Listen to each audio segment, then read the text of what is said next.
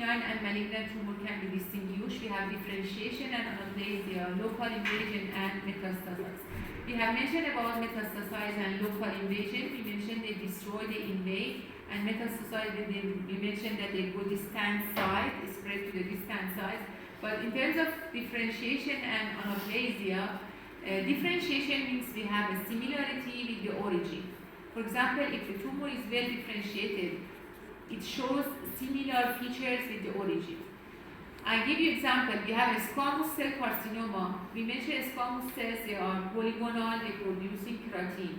So if the tumors are so same morphology with the normal squamous cells forming keratin, but just invading, just destroying, so we call it well differentiated squamous cell carcinoma. When there is no differentiation, it's difficult for you to understand it's coming from where. We call it poorly differentiated carcinoma, or poorly differentiated squamous cell carcinoma. If it is between these two, we call it moderately differentiated squamous cell carcinoma. Polymorphism is malignant. Polydefinated is malignant. Polymorphic. Yeah. This is a morphological description. Okay, I will explain for you. Okay, so I'll give you example. Let's say you have a picture from you and your parents. If you easily understand that you belong to this family, when you compare your photo with your parents, we say that you are well differentiated, because I just can understand that you belong to your family because of these pictures and morphological similarity. But let's say if you have to bring your uncle, your auntie pictures, and then we just compare, we can say, okay, maybe you have some similarity with your auntie, your uncle. So we say, okay, it's moderately differentiated.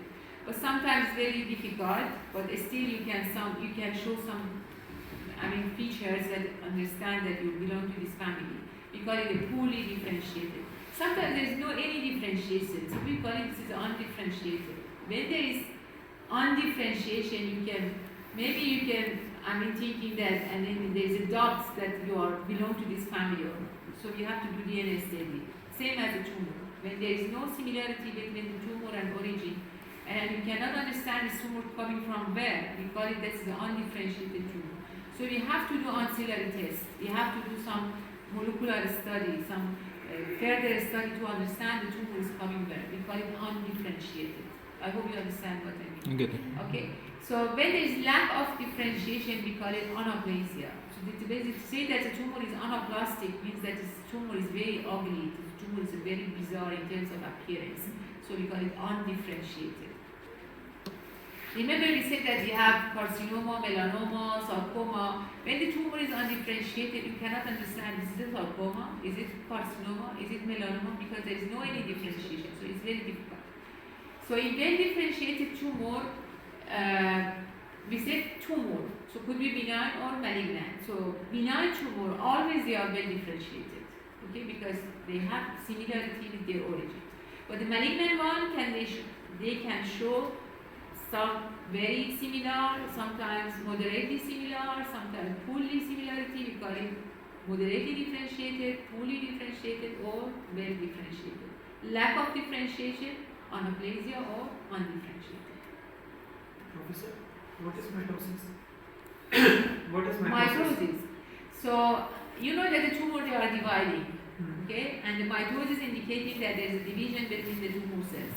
When there is increasing mitotic activity, we are worried about the behavior of the tumor. So increasing mitotic activity and abnormal mitotic figures, most of the time indicating the tumors has a high proliferation rate and indicating maybe they have bad behavior. So I'm not saying that always, because some benign tumor also they can show high proliferation rate, but most of the time when we have a high proliferative activity indicating the tumor cells, they are dividing very quickly and they can show malignant behavior. Example is Burkitt lymphoma is the tumor is coming from the B lymphocyte, even though they are mature, but they can divide very quickly, maybe during 24 hours, maybe you have the tumor with this size, but tomorrow will be this size, because they very divided, they quickly very divide, and the tumor proliferation rate is 100%.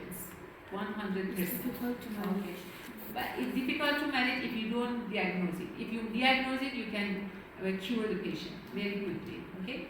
But the time is very important for diagnosis and management of the patient. If you miss the time, the patient will die, okay? So we have a tumor here. The color is a pinkish. The behavior, you don't know, but in terms of morphology, you see that the tumor is a fascicular form with some fascicles. This is fascicles of the tumor. They are the cells. They are cigar shaped. They don't have mitotic activity. There is no necrosis. There is no atypia, and so we can call it tumors of smooth muscles. Is a benign. So the name will be Leolium. Leolium. The name is here. Leolium. This one we mentioned is the tumors coming from the thyroid. If there is a well capsulated, there is no invasion, we call it thyroid follicular adenoma. Malignant neoplasm, they can show differentiation or lack of differentiation. We mentioned that parenchyma is the main component of the tumor, so the differentiation is based on the parenchymal component, not based on the stromal component.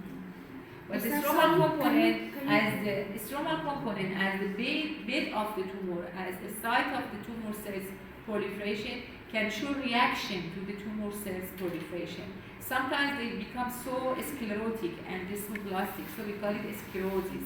So sclerosis is the word that we use for the reaction of the stroma or the background to the tumor cells proliferation.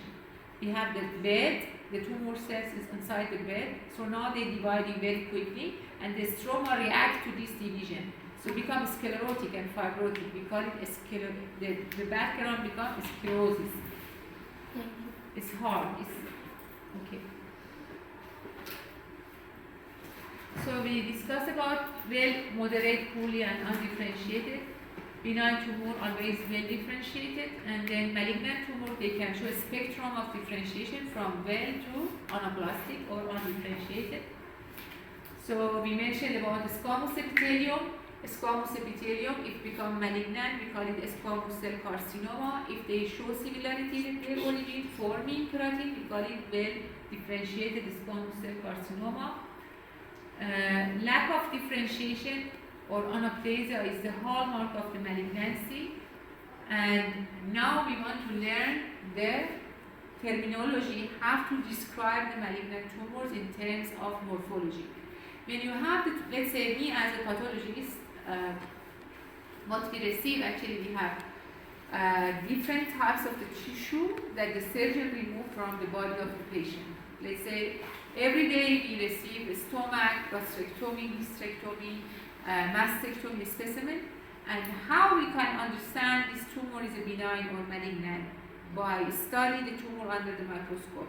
So we have some criteria for differentiation between the benign and malignant tumor. So these are all criteria. If the tumor cells show pleomorphism, the pleomorphism means variation in size and shapes of the cells. So if the tumor cells, they are varying in size, they are varying in shape, they show different appearance, so we call it the tumor cells, they have pleomorphism. Okay? So high NC ratio means the ratio of the nucleus to the cytoplasm. If the cells nuclei become large and high NC ratio, so we suspect to the malignancy.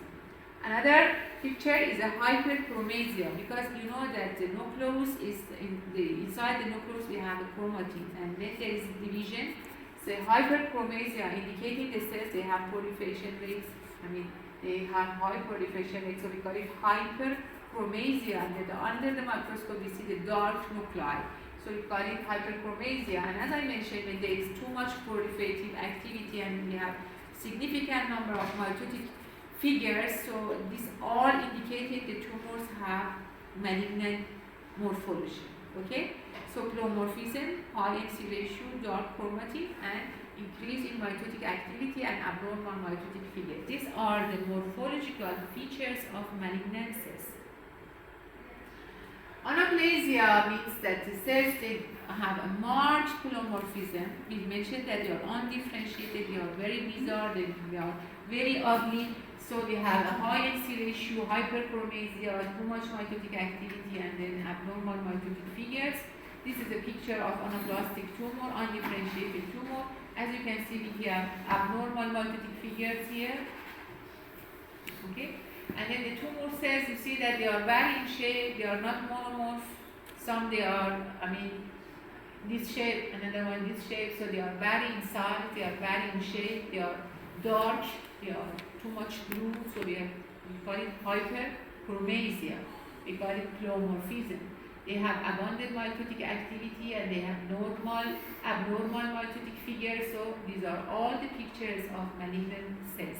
So we call it anaplasia or undifferentiation. This is another pictures from anaplasia. You see that's so bizarre, so ugly in terms of morphology. They are very varying size, very varying shape, and they have hyperchromasia, dark chromatin. So this is another pictures of anaplastic tumor. The more differentiated tumor, the more likely to have a normal function, and let's say some tumor like as squamous cell carcinoma, we said that when they are well differentiated, they are producing keratin. So they have a normal function, still they have normal function. So we have a neuroendocrine tumor, NET stands for neuroendocrine tumor, they can producing hormone, different types of hormone. Because they are well differentiated, they have a normal function. And some tumor may be elaborate fetal protein, let's say we have hepatocellular carcinoma producing alpha-fetoprotein. Even though alpha-fetoprotein is for embryo, but this tumor, they have this potential to produce some fetal protein, and the alpha-fetoprotein is landmark when they want to make a diagnosis for hepatocellular carcinoma, they check the alpha-fetoprotein in serum of the patient to see how much is it. So we have ectopic hormone in non-endocrine tumor. Let's say we have a lung cancer, but this lung cancer producing ACTH, or let's say paratumor. So this actually is ectopic hormone from the different types